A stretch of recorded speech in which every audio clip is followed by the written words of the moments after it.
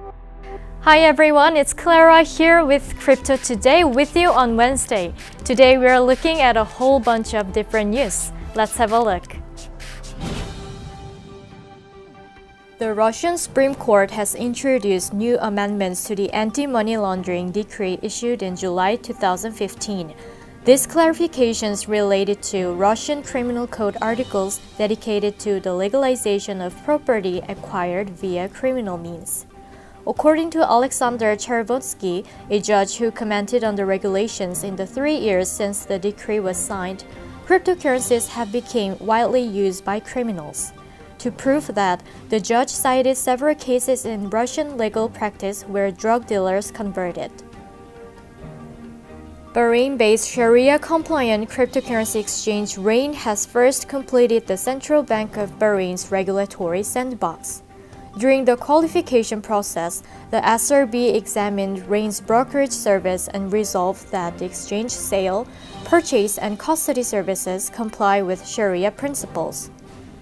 The Sharia certification is currently applicable to 3 cryptocurrencies: Bitcoin, Ethereum, and Litecoin.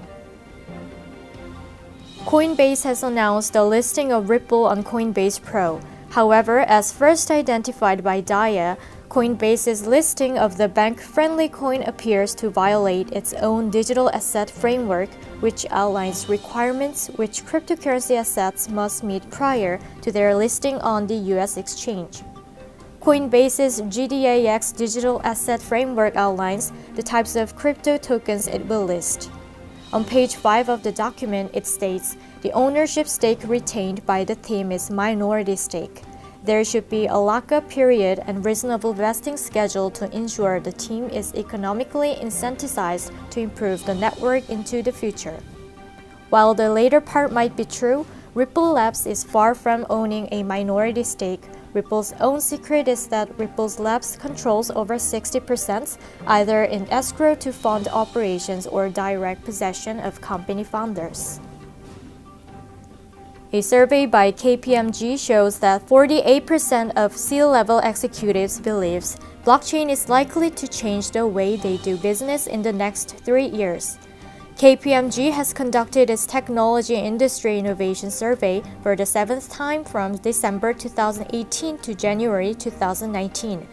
It includes responses from over 740 global tech entrepreneurs from 12 countries. 66% of the respondents were C-level executives. According to the poll, almost half of the executives believe that blockchain will likely or very likely change the way their business is conducted within the next 3 years. 27% of the respondents claimed that the technology will not affect them at all, while other 24% remained neutral.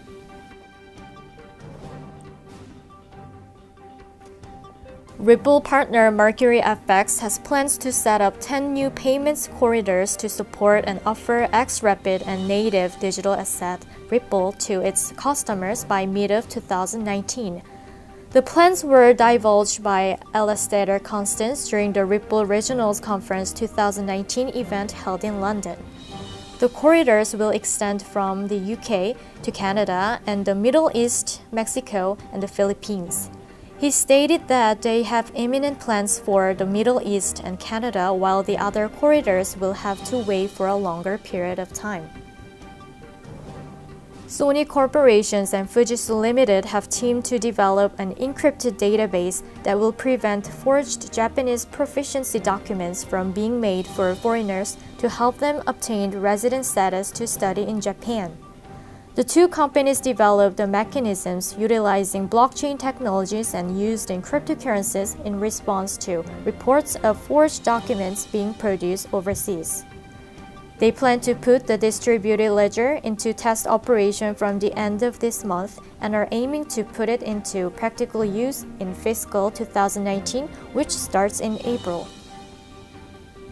The CEO of multinational investment bank JP Chase, Jamie Dimon, has stated that the newly announcement not so crypto JPM coin might one day be used by consumers.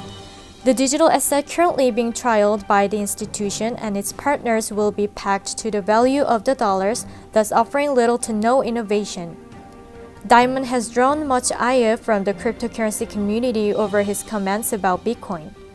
He has previously stated that the number one digital asset by market capitalization is a fraud, before later backpedaling, claiming that he really did not care about the fintech innovation. The government of South Australia, one of Australia's 6 states, is going to conduct an upcoming election using blockchain technology.